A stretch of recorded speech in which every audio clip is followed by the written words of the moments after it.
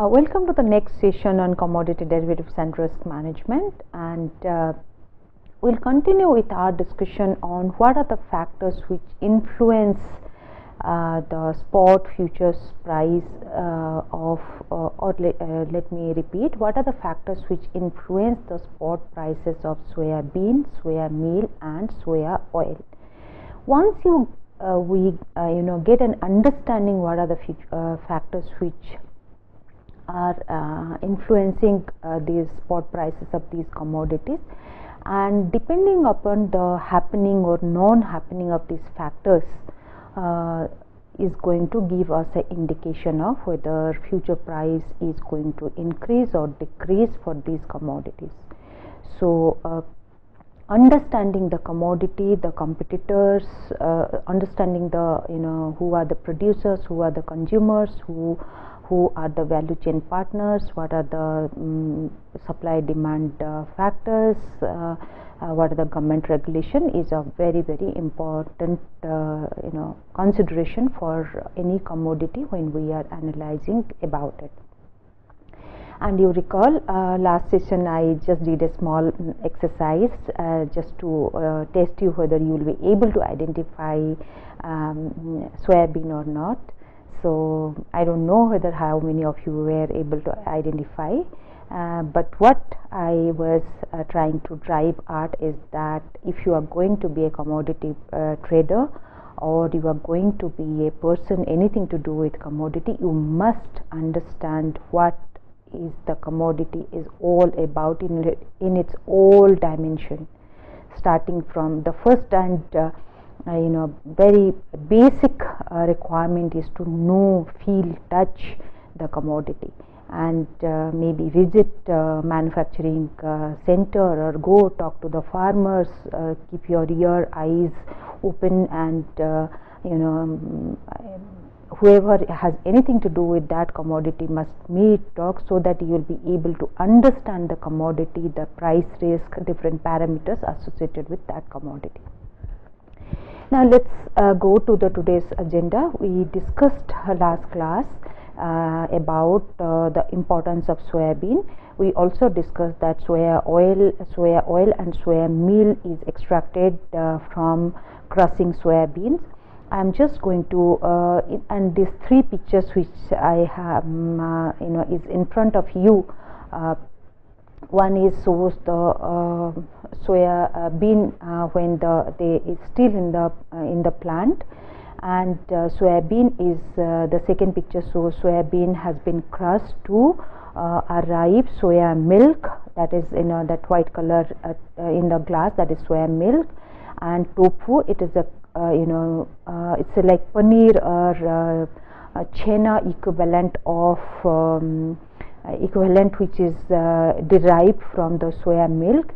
You have soya sauce. I'm sure many of you have eaten, or you must have been regularly buying soya sauce, bottled soya sauce, and the other container has soya nuggets, or one of the popular brand which I had already mentioned in the last class, that Nutrilla soya nuggets.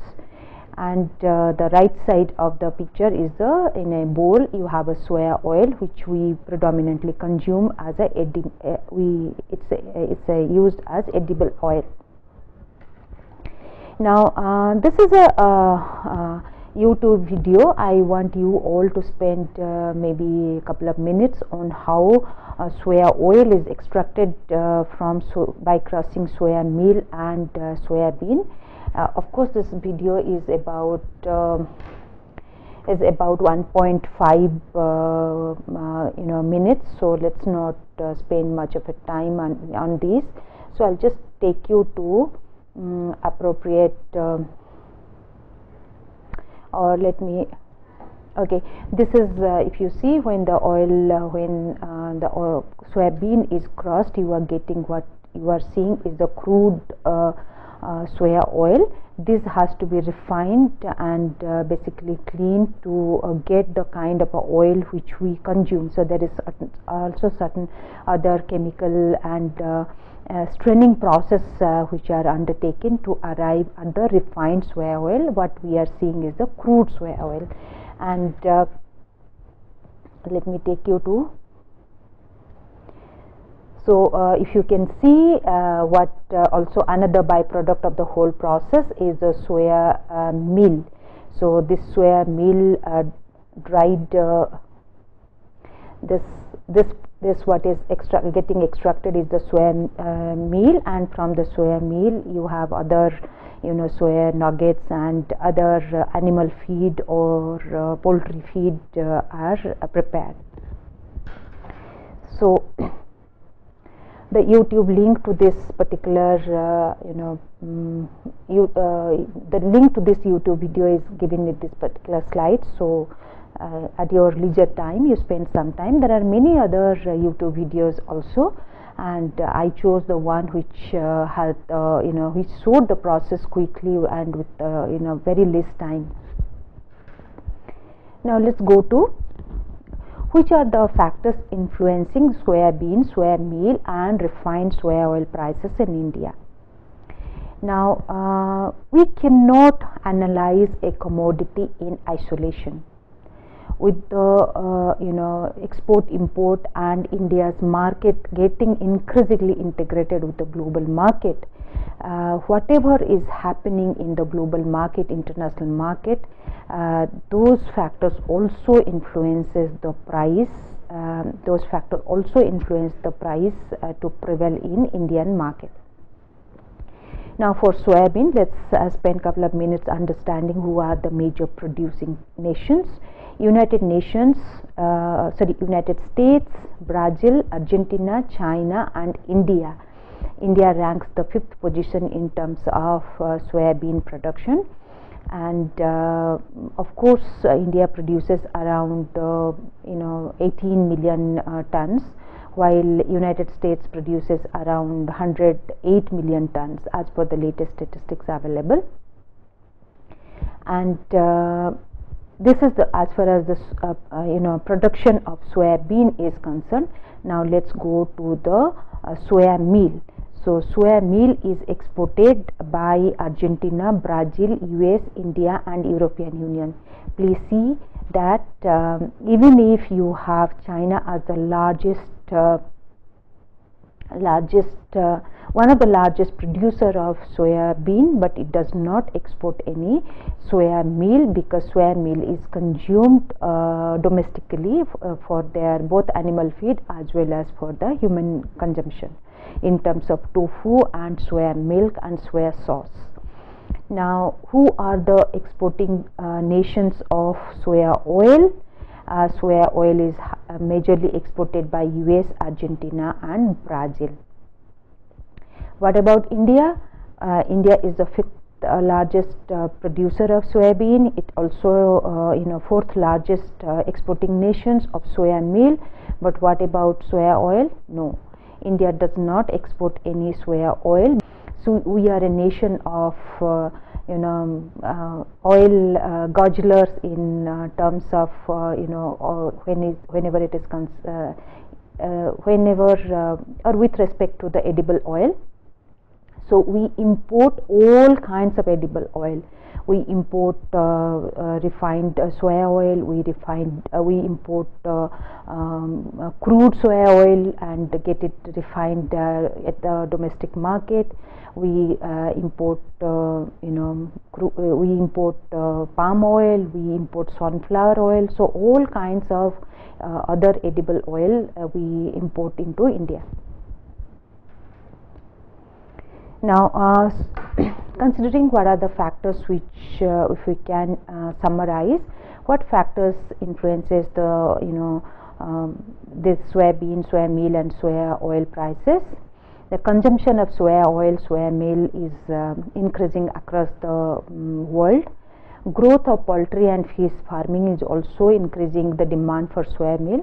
Also another interesting dimension which probably many of you may be knowing, the demand for biodiesel is increasingly at a is growing at an increasing rate, and this refined soya oil is also used as a biodiesel. So from the demand side, there is a significant amount of demand for soya oil consumption in India. and many Asian countries, you have a significant amount of demand for soya meal consumption in China, and also in India and other nations, depending upon their poultry and fish farming growth, and demand for biodiesel specifically in USA, and the biodiesel demand for USA is substantially higher. So all these things play a role, all these factors play an important role in deciding what is going to be the price of these three commodities. From the supply side, as we have many times discussed, area under the plantation in major producing nations like Brazil, Argentina, USA, China and India. Availability of old crops in storage location. This is a very important indicator of what is going to be the availability of older crops for the next year, because the quality degradation of soybean does not happen significantly if these soybeans are stored in a proper condition. So if there is enough inventory from the previous crop year, so this is going to be an impact on this is going to have an impact on the current year price. Of course, other regulatory measures like minimum support price announced by the Government of India, and you have the weather conditions during the planting season, because this is the most it's considered one of the most crucial phase of the soybean plantation. So if proper weather condition is not there, so there could be a severe impact on the productivity of the soybean productivity. And also another important factor which influences the price is the supply of other edible oils like palm oil, groundnut oil and sunflower oil, etc. So if there is significant amount of overproduction or more availability of these competing products or substitutes, then price of soya oil may take a dip. Now in this context, I would like to share with respect to the availability of older inventory and its impact on the soybean prices. In this context, I would like to say a ratio is called stock to use ratio. So this stock to use ratio is an indicator of supply. So how this stock to use ratio is measured? It is a ratio measured by the available closing stock of a commodity at the end of the crop year to the total demand. So let's say if you have X tons of closing inventory available, and you have let's say average consumption is around X plus 20 tons per year, so accordingly you will be able to find out what is the stock to use ratio. And what is the relationship of this stock to use ratio with the next year soybean prices? So a negative relationship exists between stock to use ratio and the average farm price of any commodity. So higher the stock to use ratio will have a will indicate that next year soybean prices may go down. Now the next question arises, from where are we going to get this information? Is there some reliable source who will give what is the availability of what is the closing inventory? Because this soybean can be held at by different parties. Maybe some are traders, some are with farmers, some may be with different major companies which are into branded soya oil production and selling. So how do we get to know about it? Of course, individually it is not feasible for us to do a survey or something like that to find out. There are certain official bodies which help us in getting information pertaining to a specific commodity. So let's identify which are the official bodies or information provider whose information can be used to formulate our views regarding a commodity price, and specifically the soybean price. So let me go back to stock to use ratio. So this is the, I hope you are able to see this. Let me increase the size a little bit. So this is the USDA supply and demand review of soybeans. So if you see this particular table to your to the right, this is United States Department of Agriculture has as of June 2016 has given an indication what is going to be the area of plantation, what is the area of harvest, for expected area of harvest during 16-17, May, June, etc. So this, if you see the stock to use ratio is 4.9% during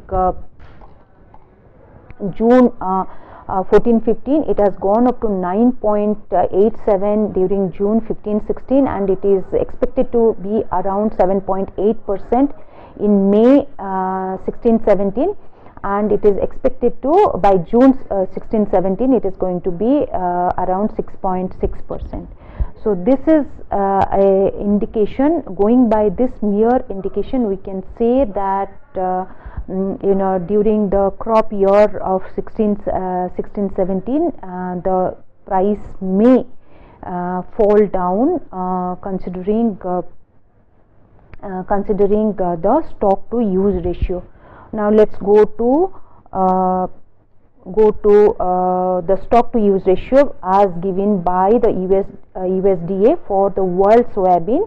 So stock to use ratio is 26%, 22.7%, 20%, 20.8% and 20.2% respectively.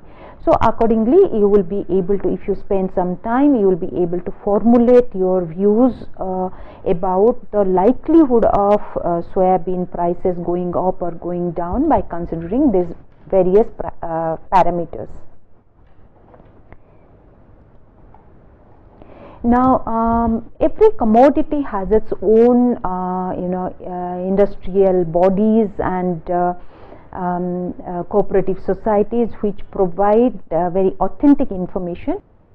Okay, now the next question is that from where do we get authentic information pertaining to a commodity? So for soybean there are some sources. So which are these sources? United States Department of Agriculture provides a lot of timely information pertaining to many agricultural products which are produced and consumed all over the world. So that is an important source where you will be able to get information pertaining to that commodity which you are considering. And specifically for soybean in India, you have two bodies called SOPA and Solvent Extractors Association of India. So SOPA stands for Soybean Processor Association of India, and it's a leading body which provides information pertaining to acreage of plantation under soybean, who are the processor, what are the what is the old stock available, what are the price prevailing in the different markets besides Indore or including Indore. So there are other markets, major markets for soybean. That information is also available at this website of SOPA. There is also another website or information source which is known as the Solvent Extractor Association of India, and the website link which I have given. It is a very old body which was formulated in the year 1963, and it has around 875 members, and which are out of which 350 members are involved in solvent extraction plants. So 350 members own solvent extraction plants, and with a combined oil cake and oilseed processing capacity, annual capacity of about 30 million tons. So these processors not only process soybean, they also process rice bran, they also process castor oil and sesame seed, coconut and mustard and etc. So these processors, the solvent extractor use the raw material and extract the oil from the extraction process. So as far as soybean is concerned, besides many Government of India publications by Ministry of Agriculture, you can keep track of whatever information is providing by these two leading bodies called SOPA and Solvent Extractors of India. And of course USDA is another authentic source for getting some information pertaining to a commodity, agri-commodity. Now I'll just take you through quickly what has been the price of soybean, of Indian soybean, soya oil and soya meal production. If you see, this is the quantum of production. It's not prices, it's the quantum of production of Indian soybean, soya oil and soya meal production. So this is in 1000 metric ton, and India is the, as I mentioned, 5th largest producer of soybean, but it is the largest importer of soya oil, and it is also exports soya meal, because India's soya meal is considered to be very good quality, because India still does not produce, or India is still producing non-GMO variety of soybean, and so India's soya meal is considered as a premium in many markets. So this particular diagram also shows the import-export of soya meal and refined soya oil, and as well as palm oil and sunflower seed import. So please spend some time. I'm not going much detail into it, but cursorily you can see that soya meal exports are going down because our domestic consumption is increasing, as well as global prices have gone down, and India's soya meal prices are increasingly becoming little expensive. So that is the reason why not much of soya meal has been exported since last couple of years.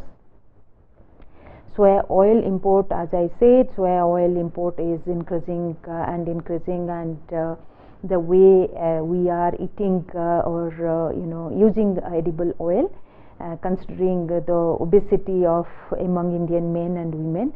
So this trend is going to continue for some time to come, till we we become self-sufficient in production of soya oil. And accordingly we also are importing palm oil and sunflower seeds. Now how do we suppose based on this information you decide to take a you are interested to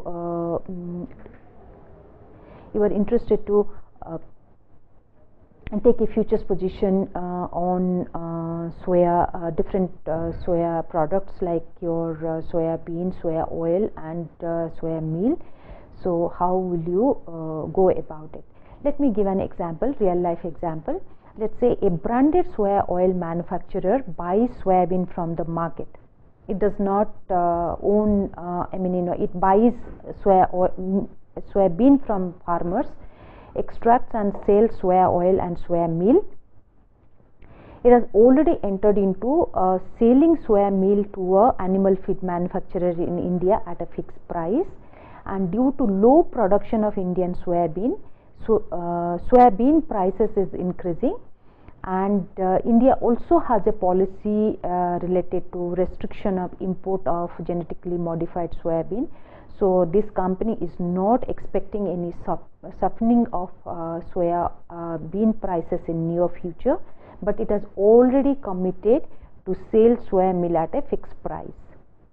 Also, the company which is into manufacturing and selling of branded soya oil, it cannot increase the soya oil price because it is also facing stiff competition from other branded soya oil marketers in India. And it will also not be able to increase the soya oil price in India because the global price of palm oil and easy import norms of edible oil into India will ensure that it does not have a freedom to increase the soya oil price. Now, what the company will do? So, if the company does not do anything, it will end up buying soya bean at a higher price. It will not be able to increase its soya oil prices, and it will not be able to get a higher price for its soya meal because it has already entered into a fixed price contract for delivering soya meal at a fixed price. So in that case, what is going to be the strategy of this particular company? How this company will be able to mitigate the risk? This aspect we will discuss in the next session. Thank you, all of you.